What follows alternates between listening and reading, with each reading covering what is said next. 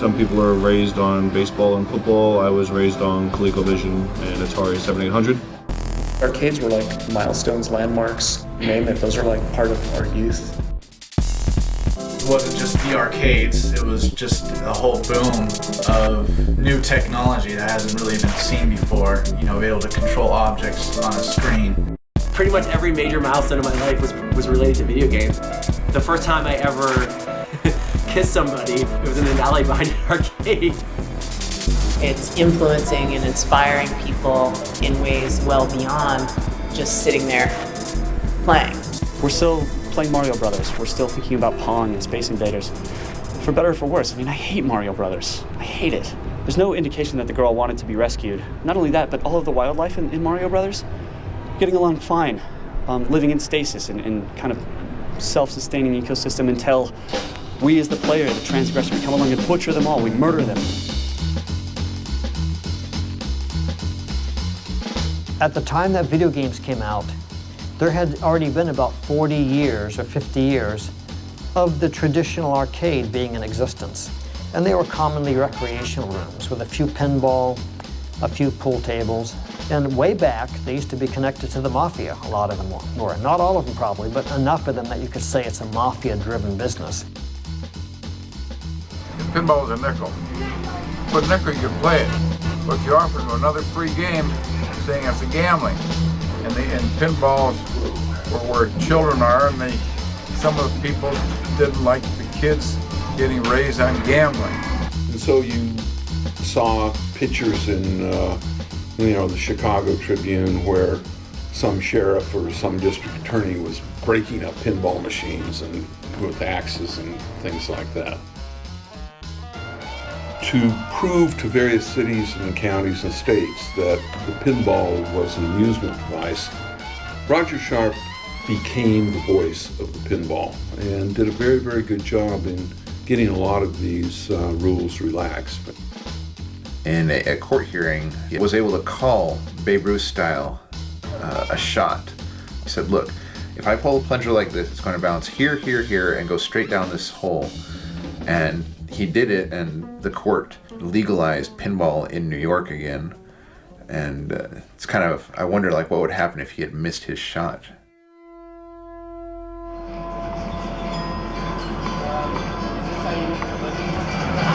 What do you do? I'm the director of Stuff and Things at the Las Vegas Pinball Hall of Fame. I've been doing pinball since '72. It's all I know how to do, and I'm too stupid to stop. Basically, we're a bunch of pinball collectors that got together and decided that it was stupid to have whole bunches of pinball machines and just leave them in your garage. So we decided to figure out a way that we could put them in a space and let the public come into that space and play them. And that's what we have here. Well, pinball arcades are pretty much over. The economics of pinball is not very good right now. The machines cost a lot. They break down a lot. People aren't putting them out like they used to. When I was growing up, every 7-Eleven had 2 or 3, every bar had 4 or 5. Pinball used to be everywhere, and then one day it all just disappeared. Well, we keep a few video games around just so that when Dad shows up to play the pinball, the kids have something to do. Pinball to me has always been a better test of skill than the little baby video games. People that are young children play video games. Real men play pinball. That's why they call it Game Boy. My name is Brent Bushnell. My dad is the founder of Atari and Chuck E. Cheese. So, I like to say that basically, my childhood didn't suck. I saw a demonstration of a Magnavox home game, but I thought it was pretty crappy. And I thought that it'd be interesting to bring it up to the digital function because it was sort of an analog game and pretty mushy. I assigned it to a guy named Alan Alcorn, and pretty soon we had a game that became Pong that blew the doors off, and Atari was started and we never looked back. In the mid-'70s, Atari had been having great success with their dedicated Pong machine, and so they created the Atari video computer system, which later became the Atari 2600. My mission in life is to save all of mankind. Atari 2600 was the first big mainstream console. It's kind of funny, like, because back then they would make Atari versions of arcade games, and they looked nothing like it, and they barely played like it. It sounded horrible, looked horrible, but still, like, kind of, you know, gave you the little fix. I really wanted the Atari 2600, but my father came home with a television. The Intellivision was kind of like the bastard red-headed stepchild that came out after the Atari. But the Intellivision could display more colors. It had better graphics. Which of these games is the closest thing to the real thing? A, Intellivision, B, Atari. If you put the Atari baseball game up and you put the Intellivision baseball game up, the Intellivision one looks like, you see a baseball diamond. That's baseball. If you thought A, Intellivision, you're absolutely correct. Because Mattel was this toy company and family and everything like that, they really were going to try to make it the basis of a whole computer educational system. It'd be games, it would be education, it would be stock market analysis, all of the stuff. The thing was, though, from the very beginning, people wanted games. People wanted simple games. Magnavox presents Odyssey, the electronic game of the future. People ask me what my first system was, they say Odyssey. What the fuck is that? You know, like, I'm crazy. The Odyssey was like the third place console. There was like Atari and Intellivision were like the two big camps, and then the weird fringe third party was the Odyssey 2. And what's really amazing about it is, if I recall, like 90-some-odd% of the games for the Odyssey 2 were written by one guy named, I think his name was Ed Averitt. They put his name on here. E. Averitt. So this one guy, this Ed Averitt, like all the other companies had teams of programmers, but you picture Magnavox had this crappy office maybe from a converted toll booth, and poor Ed in there just laboring, making things out. They'd like take a snapshot of something that was working in an arcade and like hand him a Polaroid, say, Ed, we need one of these, and yeah, chop chop, Ed. From the early days in the 1950s, when they started having these computers around universities and big companies and stuff, people would take their spare time to come up with ways to use them for games or music or other things.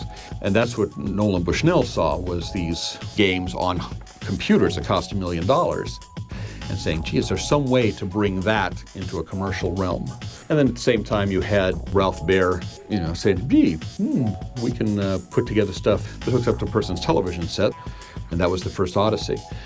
And Mattel Electronics, biggest toy company in the world, looked at it and said, we should have that. We should have one of those. How do we get one of those? Midway through that development, Atari actually went through a hard time. People were not buying them as much as they thought they were going to be buying them. And then what happened was Space Invaders. Now, addicted's not the true correct word, but I loved playing Space Invaders so much that when I travel any place, I'd make sure that there was an arcade nearby that I could stop and play Space Invaders for a while. Space Invaders, one of the first games that really blew up.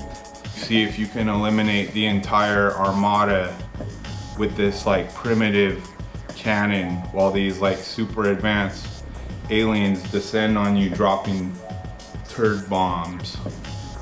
You know how you play Space Invaders, and as you kill more of the aliens, the game speeds up. And this seems like it makes a lot of sense from like a gameplay standpoint.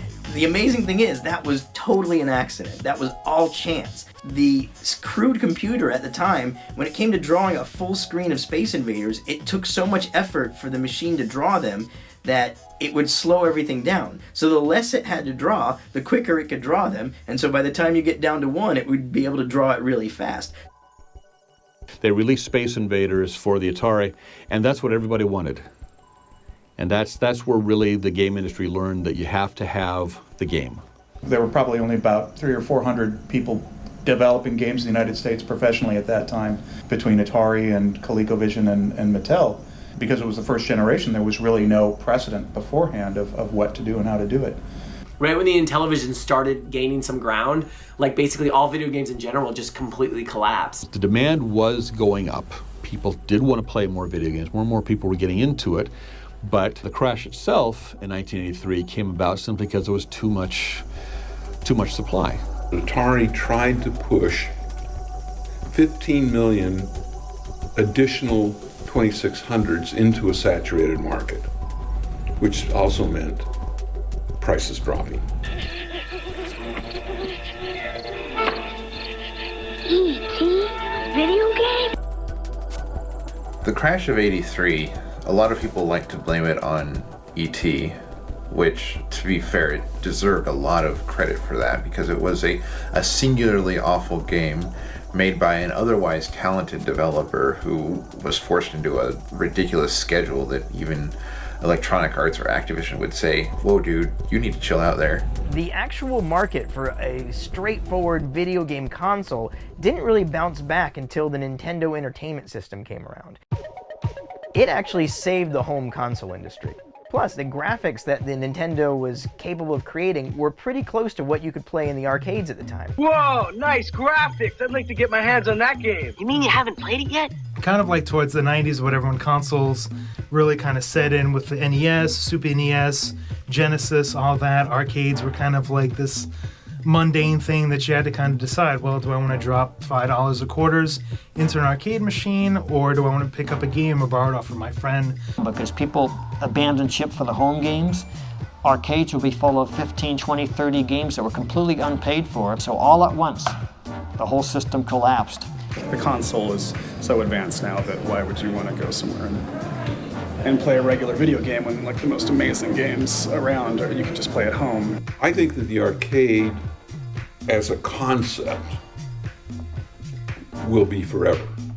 I think its current articulation is very bad. They're kind of based around spitting out tickets, which are virtually worthless.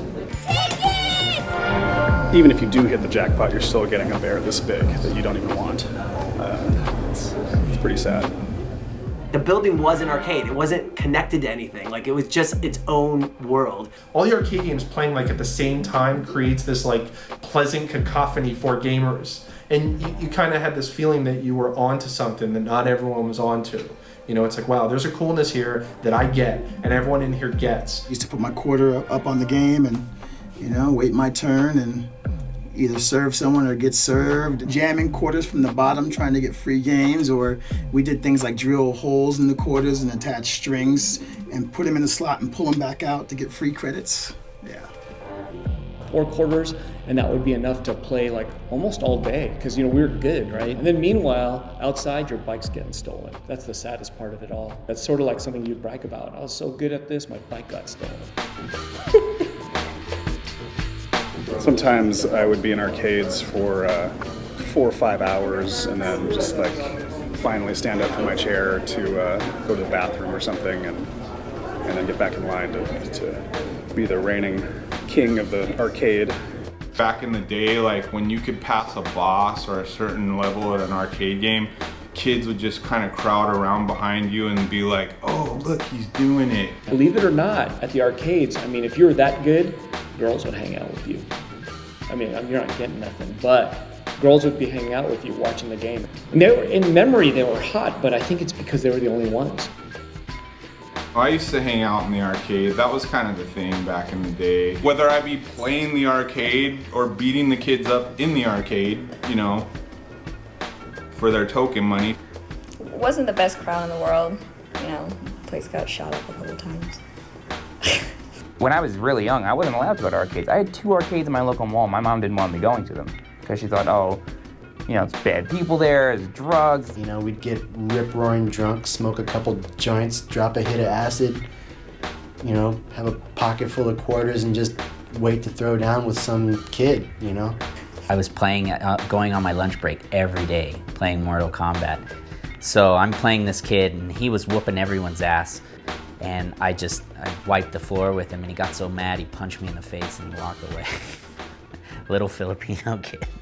If you did not have some guy sitting in a wire mesh cage, chain smoking Marlboros all day, you know, practically mumbling under his breath about what an asshole you were while he was making change for you, you didn't ever experience an arcade. That culture is dead. The arcade model is going to change to the point where it's not about going and putting your quarter up. It's about you're going to pay for blocks of time and you're going to sit at a console and you're going to play against another guy. Thankfully, you'll still have that one-on-one interaction. I don't discredit it. I'm fine with it. It's just, it's where we go to play our games. The arcade community, it's really the people that go there to play the competitive aspect of everything. And we still have that element. That element is not dead. Even though we don't run tournaments on arcade machines anymore, we still have arcade tournaments in the sense that we are all meeting up every week. We're all playing competitively, we're all friends. It has now evolved into, this console arcade generation. Arcade games were actually illegal in the town where I grew up, so I had to ride my bike all the way across town. But when I saw Street Fighter, things changed. It went from something that I liked and had fun doing to something that I had a need to do. They got Street Fighter 2 at the pizza parlor down the road. And that was what everybody was doing. That was the big thing. I became pretty well addicted to the game for several years of my young adult life. It didn't steal my childhood, it ushered in my manhood. Fighting game genre is the face-to-face. It's the boxing of video games. I'm face-to-face with you, and if I'm beating you, I'm going to talk shit to your face right next to you so that my spit flies on your face. Fighting games as a genre were just one of the first ones that really encouraged multiplayer play and versus play.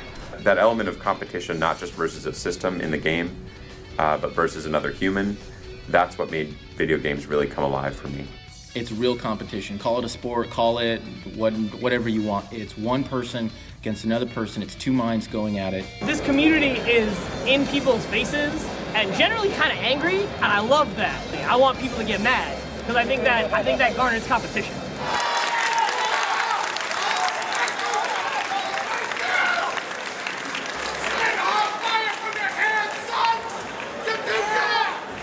Even though Street Fighter players are video gamers, they don't fit a lot of the regular video gamer stereotype or paradigm, I should say. Street Fighter community has some of the most competitive alpha male people I've seen in any other community. It's hard to describe, but they're great people. Most of them. I didn't really understand the culture and the following behind Street Fighter and their events until I had to film it.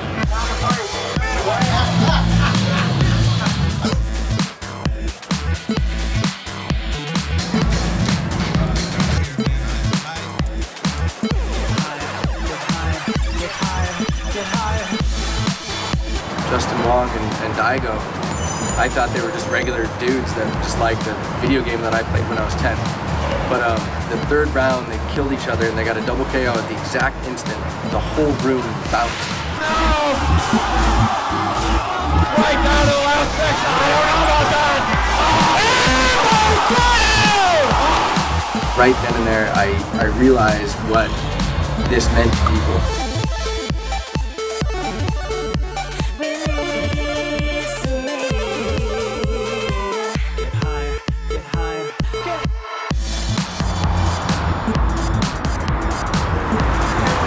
You are a 2 p.m. judge. 2 p.m. judges, please report to the front of the command center, please. 2 p.m. judges, report to the command center. We are at Evolution 2012. This is the World Finals tournament. This is for the most money. This is for all the bragging rights. This is, where you prove all your smack talk. You have 2,000 people in there willing to come to Las Vegas from all around the world to compete for $20,000. I think it's a big statement about the game. Very nerve-wracking because a lot of people are here to prove a point. A lot of people are here to prove that they deserve to be one of the best in the world.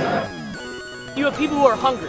You have people who play every fucking week for a year, and all they're thinking about is winning Evo. Comparing a competitive gamer to a pro athlete, I think in terms of mindset and dedication and skill and ability and drive, they're all on the same plane. Rocco with the perfect, knocking Daigo into loser's bracket. Maybe you're not 280 pounds, maybe you're not 6'7". These things will keep you out of many professional sports, whereas pro gaming, you get all types. And I think that opens the world of competition in a way that we've never seen before.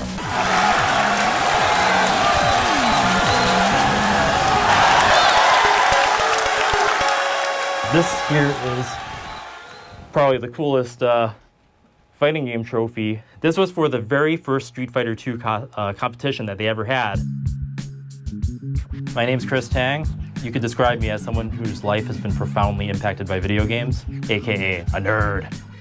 Oh, this is my command center. This is where I extend my influence to the far reaches of the galaxy. I mean, there wasn't a whole lot else in my life. I wasn't very popular. I don't think girls liked me yet. So when I got into video games, it kind of gave me a little self-esteem boost. In 1994, Sega decided to have a tournament, and the prize was $25,000 in everything that Sega made for a year, including consoles, every game they made. And I did very well. Actually, I won the whole thing. Whereas my parents did not approve of me playing video games previously, now that I was actually kind of like winning things and getting a certain amount of fame from it, now they were in complete and total approval. Ooh, now, this Chris Tang guy is not to be trifled with, nor is Philip Dickey. They are right on top of it. The Nintendo World Championship City Finals. Here are your hosts this evening, Terry Vitora and John Bain. Tonight we go for the very best in the business in 3 age categories. That's right, we'll be looking for one city champion in the age group of 11 and under, 12 to 17, and then one city champ in the age group of 18 and over. When the championships came along, I had always wondered maybe I was the best in the world. I knew that I was the best kid I had ever met. The 1990 Nintendo World Championships. This thing is part of Nintendo lore and legend. They had these giant stages with awesome professional announcers calling the action. Unbelievable! Now Christian has got himself some invincibility, and he is dazzling right through there. Every city would crown a champion, and they would send them all to Universal Studios to find who was the best in the world. With a score of 1,993,000 points, he will represent you in Oakland, California as your championship. You're looking at Robin Mahara! I just blew everyone away. I was scoring in the 2 millions, and the second highest score in that whole city was probably, well, actually it was Chris Tang. A guy named Robin Mahara beat me. So I had to go to Los Angeles the next week, and in Los Angeles, I won there. Your city champion of Los Angeles is Chris Tang!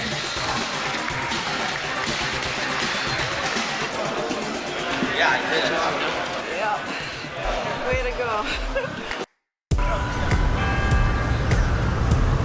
This exhibition is open not only to the people who have invested a tremendous amount of time in gameplay, game theory, and design, but to anyone who's ever been delighted, inspired, or touched by a game that they've played. I'm really excited that video games are in the Smithsonian American Art Museum, because this is video games crossing out into other aspects of the world that they never were before, right? This is validation that video games are art. They're art, they're science, they're math, they're engineering. I mean, they're the intersection of all of these things. Video games are the ultimate playground for the mind. And I believe this is incredibly empowering for kids. We had a very specific dialogue that we wanted to have, or narrative, if you will, through this exhibition. The goal was to examine 40 years of video games through the lens of 20 systems comprised of 4 genres of games. Those of us who grew up playing video games for our entire lives, for those of us who have spent countless hours creating these worlds that we can then share with the rest of the world, we already knew that video games were art. The problem was we were such an early medium that we lacked the vocabulary to describe it as art. Video games are art on many, many, many levels. And also there has to be the incredible elegance of an actual gameplay in there so that it becomes a fun, desirable experience. It transcends just being a form of media to become art when it is played. Video games as an amalgam of all traditional art, from illustration to painting to music to composition and poetry. The result is greater than any individual part contained within the game. A video game is the most brilliant fucking piece of art, because not only did someone create it and give it a story and give it life, but they also made it so that you could interact with it. I mean, can you go fucking interact with a painting at a museum? So yeah, anybody that says a video game is not art, up your ass. Fuck you.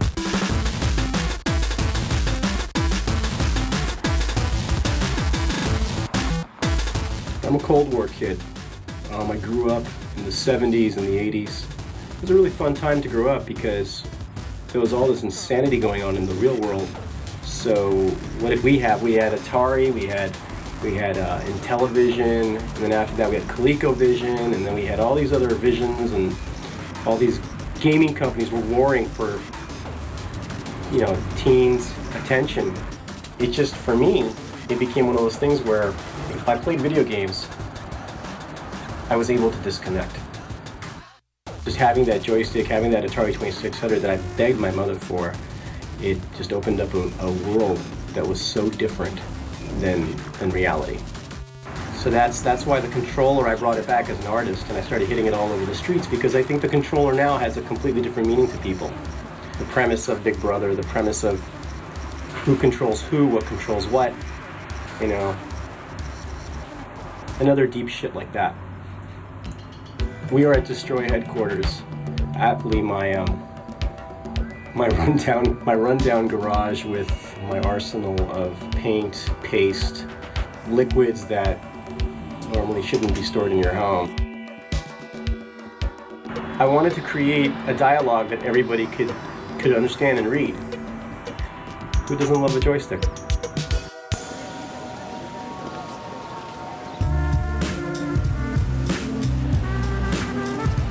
My name is Miltos Manetas.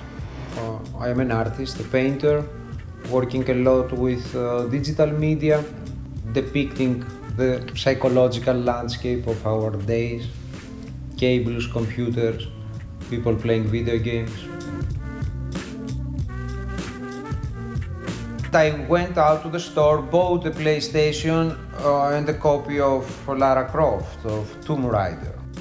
But I didn't care to play. My interest was not playing, but discover immediately something interesting to film.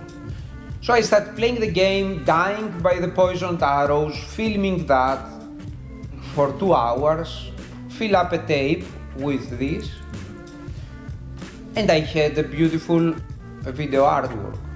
So in this way I got involved with video games. I mean, I discovered that they are like a Pandora box for an artist. I would use the hardware as props and the software as environment to search for myself. A little later I bought a Nintendo 64 and Super Mario. And there, the most interesting thing of the game was that if you would not play with Super Mario, you would lay down and fall asleep. And I thought, this is genius. For me, this is like bigger than Picasso, bigger than anything that any Andy Warhol or anybody ever did with visual culture. The only artists I take seriously today are the artists that play video games in a creative way. I think that this is the art of our days, is the art of playing video games. Since the birth of this planet, a memory has become deeply engraved onto the genes of all living things. Tekken Torture Tournament is a hack of PlayStation 1 Tekken game. Players were hooked up to these armbands that gave them electric shocks. As you were getting hit in the game, your muscles were contracting and disabling your ability to control the joystick. The defining moment of that game happened when we did the game in Australia, and then all the local Tekken champions flew in to play this game. We also cranked up the intensity for that tournament all the way to the end, so it was extremely painful, almost intolerable. These were people who were invested so deeply in this virtual fighting game that watching them play Tekken Torture with this physical pain and fear that came with it. It felt like watching people go through a real rite of passage. There was just the emotion and the intensity in the space was like nothing I'd seen before.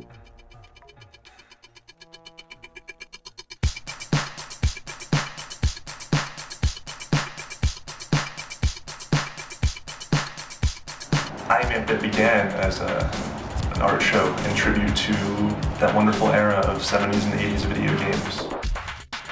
I was very fixated on the idea of games as culture, because no one really thought there was a place for culture in the games industry. Everyone was concerned about star ratings and news, but never the people.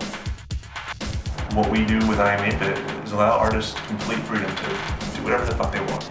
Right? The magical thing is that Mario can be interpreted in a billion different ways. It's about exposing it in a way that was kind of intimate to you. John Gibson and I were talking, and he was telling me how much he wanted something kind of special, like this big, engaging event kind of thing. I took a regular Atari joystick, and I multiplied that by a factor of 15. It was actually built and works a lot like the original Atari stick did. So you can plug it into any regular Atari and it'll work. We had it set up outside with like a giant projector, so we had like Pitfall, I think, and then we had the joystick kind of set up in the middle. Nolan Bushnell, the founder of Atari, he was actually there. And I remember he had this look on his face where he was very excited to see this giant joystick, but just behind the excitement there was a slight sense of a little bit of disbelief that anybody would make a colossal version of this joystick that he had worked on designing so many years ago. My name is Holly Conrad. I am the commander of Crabcat Industries, and I make monsters, props, and all kinds of nonsense. Almost every costume that I've made has been video game related. Even the first one, I was 4 years old, and I made a Koopa costume with a green pillow and taped it to my back and ran around the house. And after that, my parents were concerned, but I thought I was awesome, so. It was that sort of like immersive, interactive quality of games that really made me want to, be a part of that whole world. And as I started getting older and playing Baldur's Gate and Neverwinter Nights and all those games, those you could actually make your own mods and characters. And after that, I just kind of thought, I'll take it to the next step and start actually making, props from the games. And it just kind of was a natural progression. I wanted to compete, but video games weren't really doing it for me. But I started going to anime conventions, and they would have costume contests. It was a different form of competition. It was creative, and it required different types of skills, like sewing, and being able to design an object in 3 dimensions. I went from the guy that kept winning the video game tournaments to the guy that kept winning the masquerade competitions. And I have, over the years, gotten over 40 of these awards. Instead of playing video games, I was dressing up as video game characters. And I'll tell you why. It's because of girls, okay? You go to an anime masquerade, and I'm like one of the only guys there, and all the other competitors are beautiful girls, dressed like Sailor Moon and Cammy. Cosplay is costume play. It is a hobby that men and women do to pay homage to their favorite video game, comic book, movie characters. It's a lifestyle, I would say, from what I've observed, more than a hobby. People that are really into it are like hardcore into it. They're just always planning their next costume. They're, always practicing their poses that they're gonna do when they get in costume and like start doing photo shoots.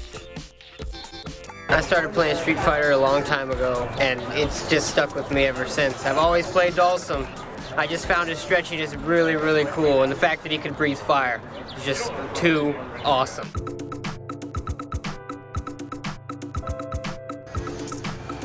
Video game culture conjures up an unfortunate stereotype of the sweaty, neckbeard, basement-dwelling, hardcore gamer. And stereotypes exist for a reason, so that's, a large component of what's out there.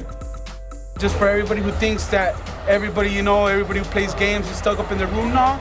There's all genres up in here, man. We got rocker dudes, we got freaking surfer dudes, we got everybody, dude. Everybody plays some games, dude. We got stoner dudes.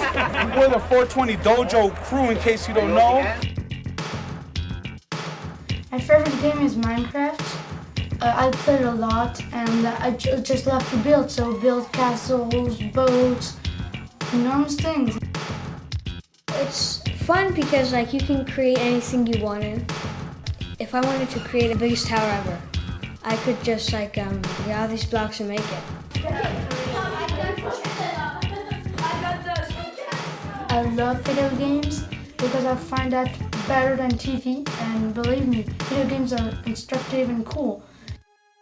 I had a really hard childhood growing up because my mom has MS, so pretty much I've taken care of my mom my whole life. She could play games and feel like she was kind of participating in things she couldn't do. Like if I was going to hang out with her on, say, World of Warcraft, she could do it too because she's obviously she can't walk, but in a game like that, we raided together, we did all that, and there were no limitations. They allow, people of diverse, physical abilities to play together in a way that they might otherwise not.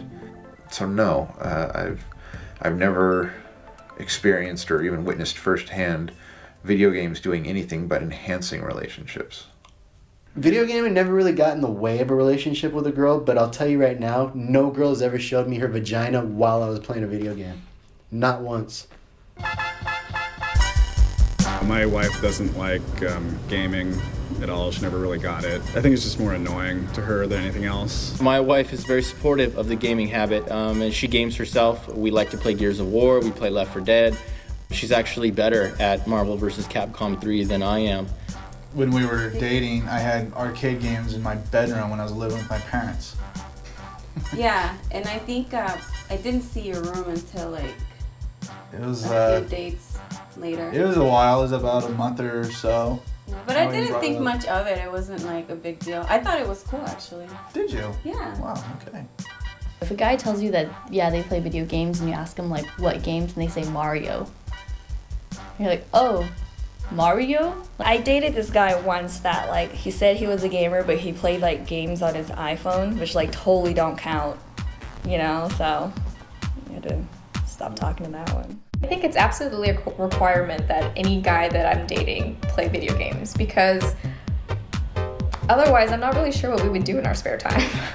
With my ex-girlfriend, we used to sit there and play games together, but what's really funny, when we broke up, I remember her saying, you know what, you can have your video games, but you can't have me and left. I said, okay, well, at least I still have my video games. I do have a friend who lost his girlfriend because he got into Warcraft really deep, and she was super hot. So his loss. I mean, if you don't like getting laid, then I guess Warcraft is your thing. Since I love games so much and playing games, I know there's times when I've said you know what, not gonna hang out with you this weekend. That's happened often enough, Some games are just more important than women. I have been the girlfriend who has gotten annoyed that my boyfriend was playing video games too much, and so I would kind of just go hang out and he would play video games and I would just kind of snuggle at him and he would... That sounds awesome. Yeah. I want one of those. Ideal relationship. Actually, the person who got me into Halo was someone I was dating, and one of the nerdiest things we've done was connect our Game Boy Advance SPs and play Final Fight 1 in bed. Playing Halo multiplayer, it's a totally different world for a girl because you hear a lot of things like, what are you doing in the kitchen? Go make me a sandwich. It taught me how to talk shit to people because, you have to. Give them that little poke, know you're better than them, right? There was no such thing as a gamer girl where I grew up. We all played games. People hit the arcades just in large co-ed groups. Stepping out of that community was the first time that I really discovered that most everywhere else, girl gamers are more rare. It wasn't until I got older and then the internet happened, and then when you go online, it was predominantly male. And they're really interested when you are female and playing. A lot of girls are intimidated to start playing and stuff because you're gonna lose at first, but it just takes a real gamer just to work through all that stuff and and figure out the game and learn how to kick ass and stuff like that. You kick ass. Oh, fucking right I do.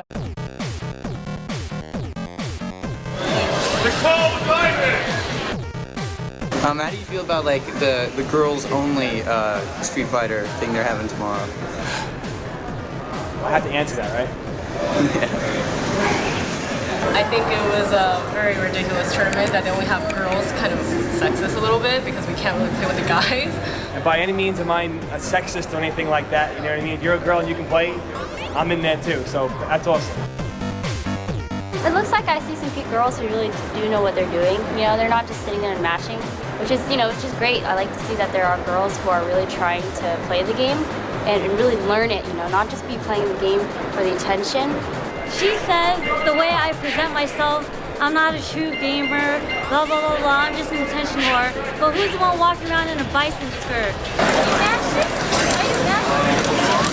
I guess we have beef with each other. I just don't like her.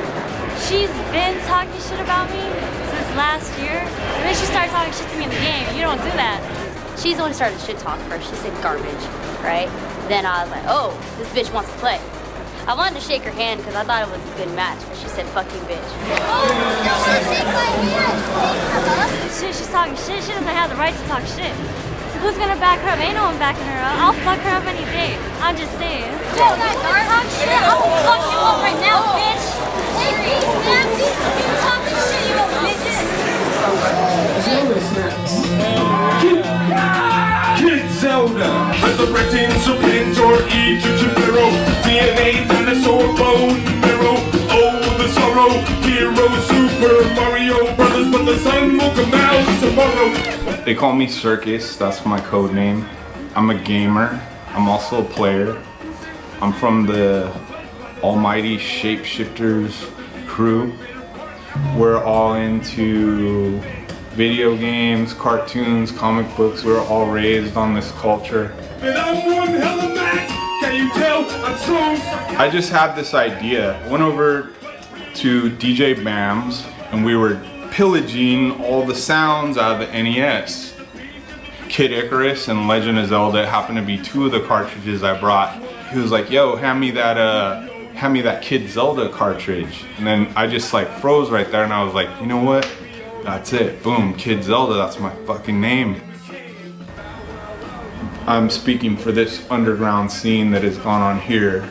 Everything from 12 inches with video game sound effects put on with DJs scratching this stuff to us stealing samples from video games and rapping over them and putting it out like illegally.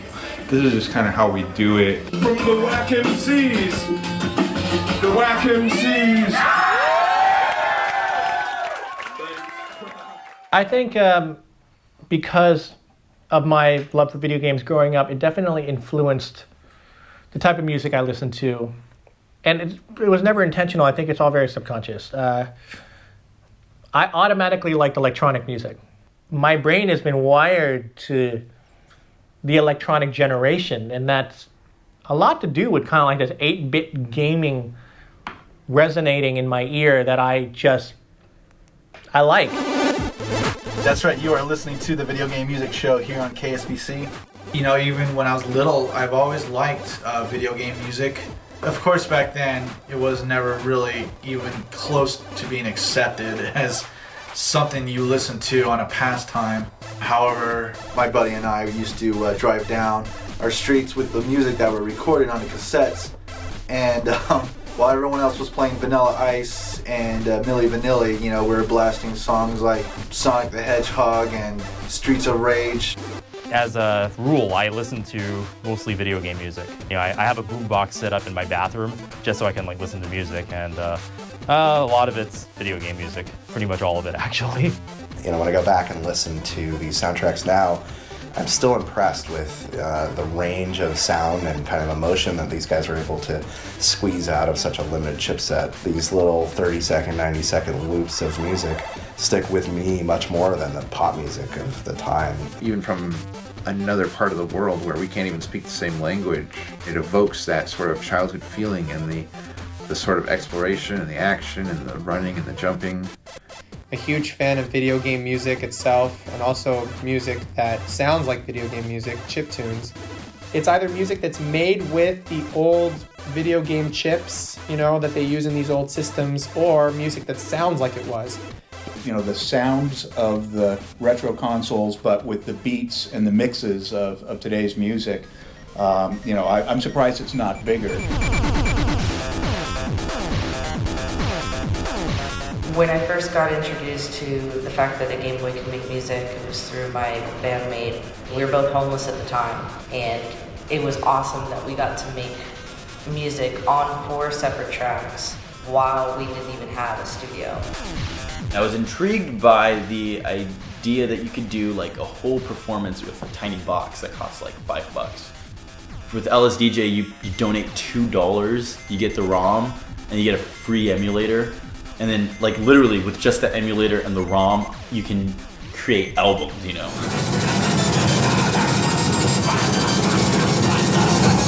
Alright, this is my first time playing a show. I would appreciate it if everyone takes off all your clothes, puts duct tape on your feet, and sticks to the roof. My only desktop computer just completely crashes. And I remembered, I got that Game Boy, you know, and like creative output, you just want to get something out. And all of a sudden I started realizing this thing is like super powerful. Computer blew up, you know, forget that. I got this Game Boy and let's go to the park and like hang out. And I'm just sitting there on the tree, just like programming stuff, just laughing my head off and taking my earphones out. I'm like, do you guys know what's going on over here? Like, this is like the craziest thing that I've ever felt like is going on ever.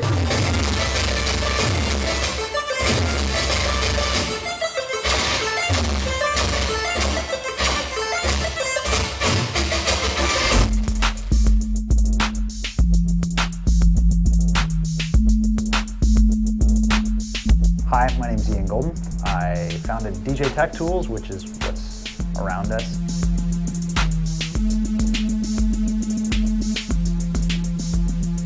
So the MIDI Fighter, which is this here, came about because of my first creation, which was this controller. This was one of the first DJ controllers ever made, but the buttons are really hard and kind of sticky. And Street Fighter in the arcades made me think of the classic arcade button. And it just so happened that there was enough room in this controller that I was able to chop out the old buttons and hack in arcade buttons in the bottom.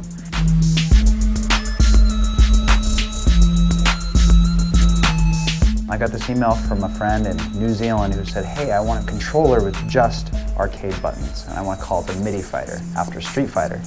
And so that's what we did.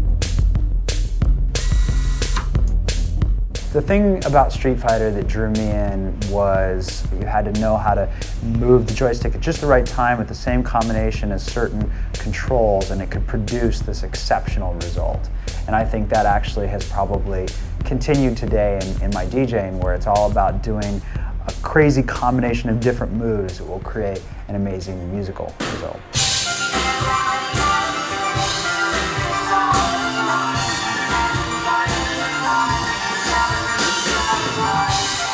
Games were a huge factor in my life growing up. When I started getting into electronic music later in my life, I was always trying to emulate that chip sound. I didn't really realize it at the time until I kind of took a turn down the road of circuit bending. What is circuit bending? It is taking a musical toy, usually a kid's toy or a musical instrument, and you tamper around with the circuit board, find new sounds just by touching it. Sounds that are very similar to some of the vintage arcade games that I grew up playing.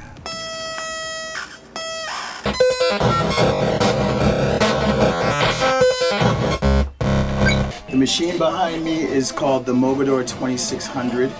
It's the only one in existence. It's an invention by myself. It is part Commodore 64, part Moog, part Atari 2600 with a touchscreen. This is a special Odyssey.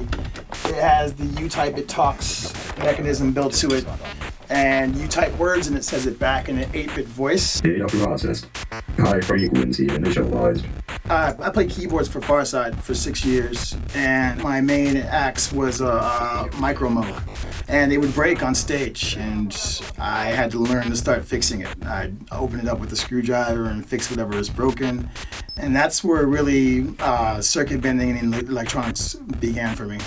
Yeah, this is a circuit bent Commodore 64. Not many of these around. Yeah, and yeah, I did some mods to it. It really is a keyboard. You can play it like a keyboard. So you got C, D, E, F, G, A, B, and then you got your sharps and your flats up here, and then you got your whammy bar. You have your octave buttons. Yeah, it's like a keyboard. It's pretty gangster, pretty freaking gangster. Yeah, I'm gonna demonstrate some sounds here made on some various devices. You just can control the pitch with this pitch dial, so you can have it high pitch or low pitch, and then the random glitch button. Sometimes it triggers right off the bat, sometimes it doesn't. Each thing bends different. This little toy here is like a little 8-bit wheel toy that makes little sound effects. And then you hit this button here, you might get a random glitch out of it. But sometimes I'll be circuit bending, and then all of a sudden you'll see a smoke thing come up, and that's usually a bad sign. You don't want the smoke thing to come up. These devices are kind of not always the most stable. You can't really trust any of them to produce sound perfectly at any one time. It's kind of bad because there is kind of one single point of failure for each one of these things. So if one of them kind of breaks at some point, I just can't play.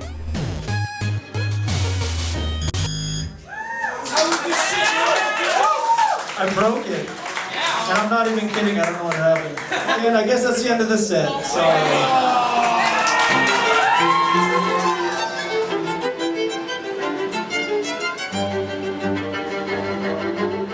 I didn't know what to name the quartet at the beginning, but Zelda was the first medley that I made, the first arrangement, and I really liked the Zelda games. I was just trying to think of something from the series that would just work well. I'm like, Treasure Chests Quartet, I don't know, Tunic Quartet. So I just thought Triforce, oh, that sounds cool. Tunic? I'm so glad I got the Tunic Quartet. You know, this music really stands out for me mainly because of the nostalgic factor. You know, when I get to play this stuff, I get to think, you know, back to my childhood when, you know, you just had your siblings or your friends over and you're just playing through, like, I don't know, Mario 64 or whatever it is.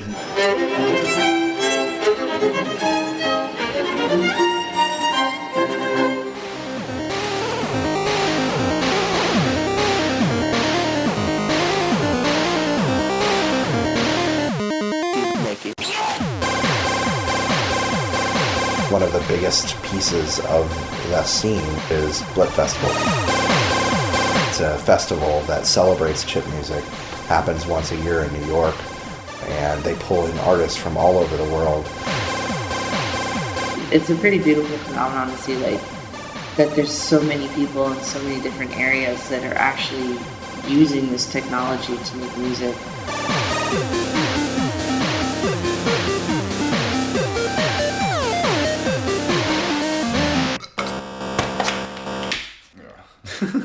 That could have been cooler.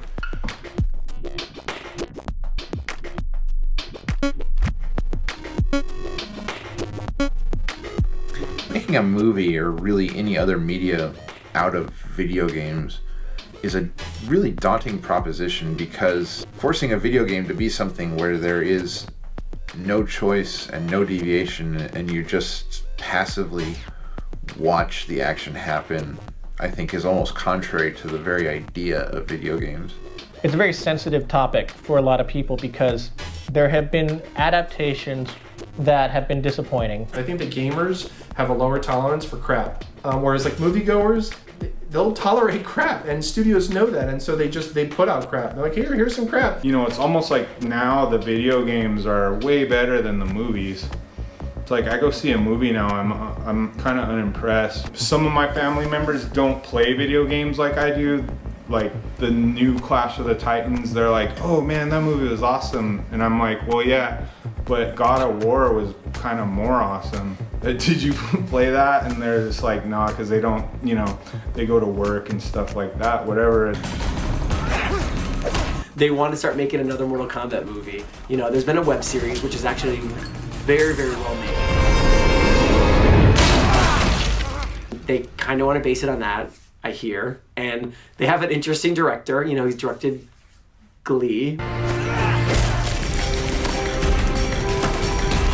When I did my original short film for Mortal Kombat, that was kind of like my first step in trying to force people to believe that I can do that type of stuff. I always wanted to make big action movie, but who's gonna give a guy like me whose credits all say Fame, Glee, Britney Spears, NSYNC, they're gonna be like, yeah, let's give him a cool action movie. You know, it's not gonna happen. I knew that wasn't gonna happen.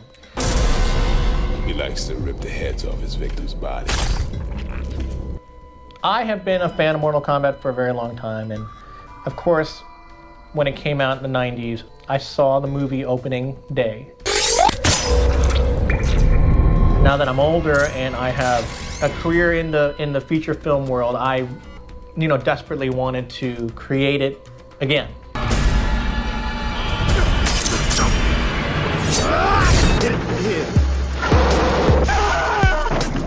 Every couple of years, someone's going to question it. Games, are they bad for people? Do they make people do things? Which is it's just funny. It so doesn't. The games are now encouraging more and more violent scenarios. I want to say Grand Theft Auto was the first popular game where you could really just run up and down the streets and hurt anyone you wanted to. I kind of have a suspicion that like every single kid who plays that eventually will do so. I mean, I wasn't going around killing hookers, running them over just because I was playing Grand Theft Auto. I wouldn't even think of doing that. I don't know anybody who would think of doing that. And if they are probably on bath salts or, smoking crack. I think there's a clear line of enjoying fantasy to real life morality. I do remember the first time I was appalled, and that was seeing the fatalities in Mortal Kombat.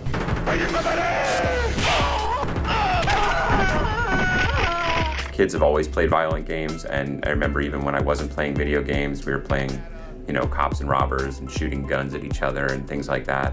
But video games definitely raised the bar in terms of making it at times very graphic, very explicit. And these games aren't that violent, really. I mean, the most popular games, a game like Halo or Call of Duty, there's not a lot of blood. There's no limb removal or anything like that. I sometimes wondered if, playing hours and hours a day of being completely alert if you were going to be attacked wasn't also wearing off on their personalities. About 95% of kids in 7th and 8th grade that play violent video games, it probably doesn't negatively affect their lives in any way. As a matter of fact, what they say is it actually helps them because they find it to be fun, they find it to be challenging, they find it to be socially critical in their lives. For some kids who have a little bit of anger, the game might actually help them vent.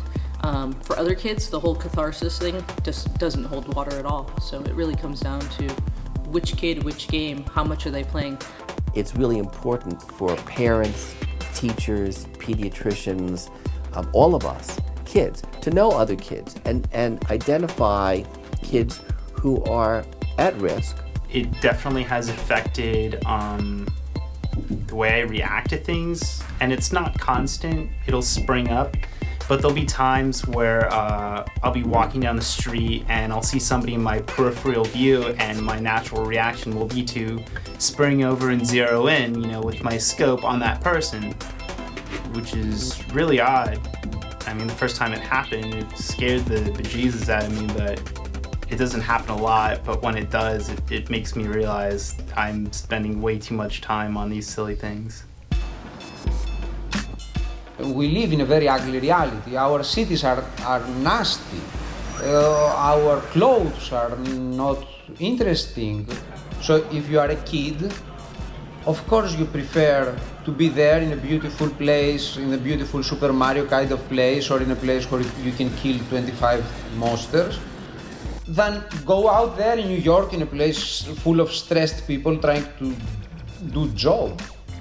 I would like to see video gamers get out the house more, do physical activities, go play some basketball, You know, I want to see some kids play tag, freeze tag or something like that. Go ding dong ditch, throw some oranges at some walls or something like that. Anything in your life that you allow to consume it will be detrimental. Be it in what you're not learning, in the relationships you're not forming.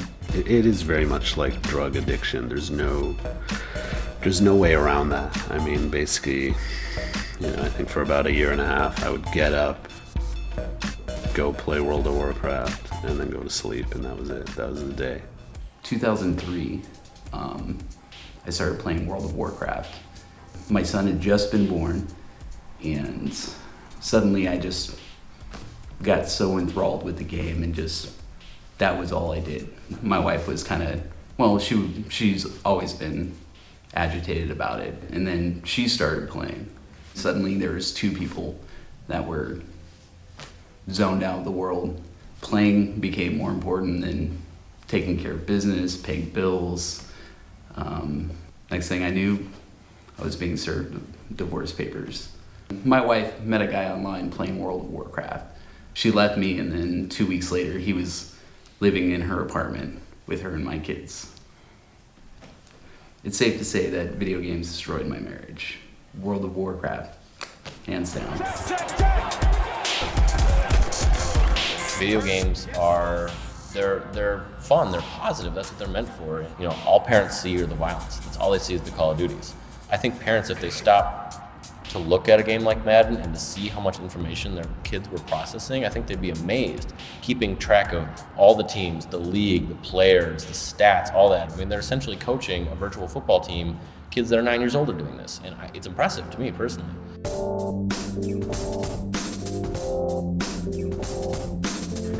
The Get Well Gamers Foundation is a charity dedicated to taking people's old video games and systems, refurbishing them, and installing them in children's hospitals. You know, we want to be the Red Cross of gamers. We want to provide this, you know, scientifically backed, proven therapy to virtually anyone who wants it. Well, the origins of the foundation are very personal. I was very sick as a child very often.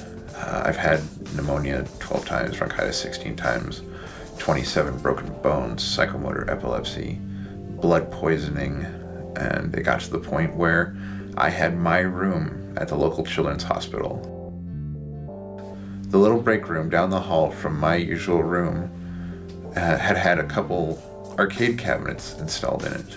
I would drape my little IV drip over the second player controller and, you know, press go because the hospital had mercifully put them on free play.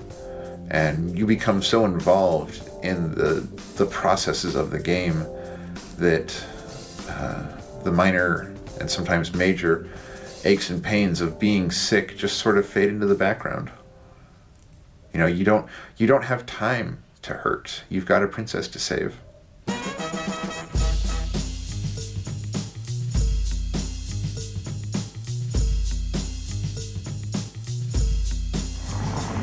I had mother and father in senior living communities in 2004, and I played Wii in 2008, Wii bowling. And I just had this idea that this would be a good opportunity to start league play on a national basis.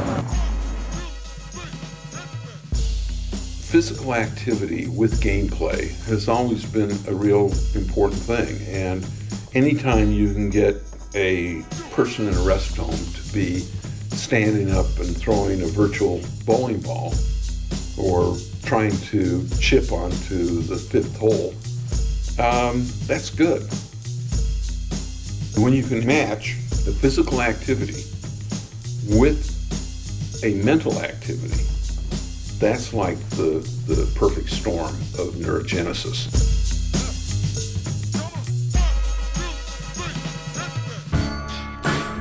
I partnered up with Elizabeth Amini. We started building out this website called Anti-Aging Games. We make a convergence of games that are good for you. You know, they grow your brain, they make you smarter, they teach you something. We were testing our games on people with strokes, and there was a guy there who couldn't talk, couldn't move his hands, couldn't type. The only thing that he could do is he could lift one arm and drop it.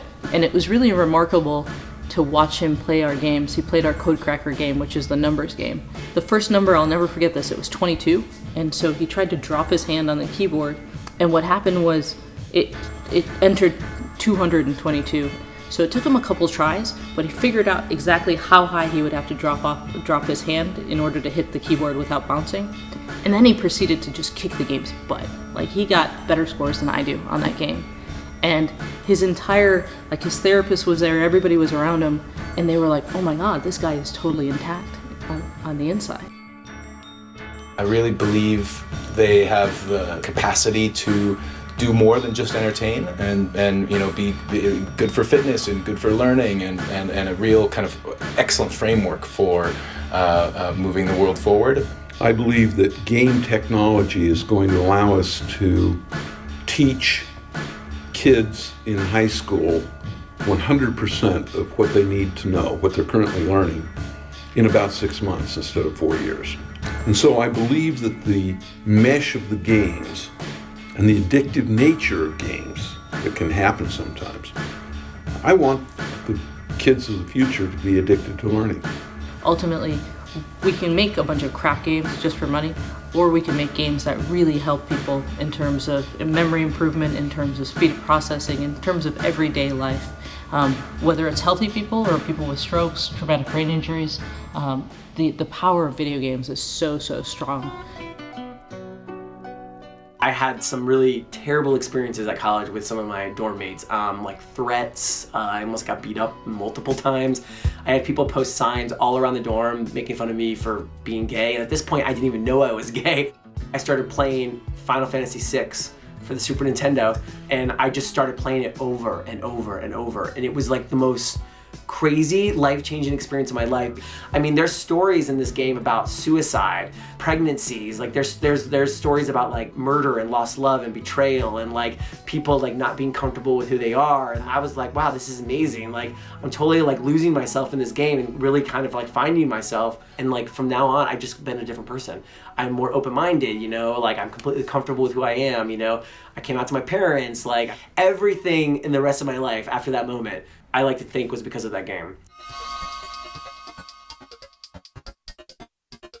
I think there's more flavors to life than just adrenaline and aggression, and that drives a lot of games, but not all. And we're starting to see, I think, especially in the last few years with the explosion of indie development, a lot more personal vision and people who are setting out to make something through a medium that I think most people associate with just guns and sort of childishness. The palette available to a game developer right now has never been as rich. A kid can sit down and build a 3D game in a weekend and publish it to all platforms. You know, I mean, it's ridiculous. We're now getting the tools into the hands of creators in every corner of the planet. And I believe that we're really on the precipice of this renaissance that will occur in game development. Any kid with a little bit of passion can build a game. It wasn't too many years ago that same passion was not enough. 30, 40 years ago, it would have been millions of dollars to build that same game. And now you can do it on a home computer or on an iPad. So if you got an idea, I think you should run with it. From the very beginning, from the Magnavox Odyssey brown box, all the way through to the Wii U, like, that's still just been like one lifetime really of video games. It's such an important part of history, and being able to see how video games have evolved from the 80s to the 90s into today, it's been incredible. We used to have, like, you know, an arcade to go to, and that was, you know, filled with pinball machines and arcade machines, and then we had the home consoles, and that was cartridges and discs. And I think in the future, it's just going to be all digital. It's going to be just out there for you to grab. Games are seeping into people's lives in ways that don't require, you know, a commitment to a giant box and sitting in front of a TV. It's just going to become part of the fabric of everyday life, and it's hard to imagine that ever changing.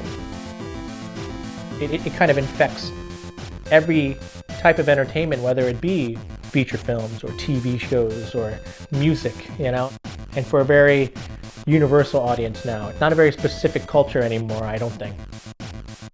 They become shared culture more and less subculture, and that's really the shift.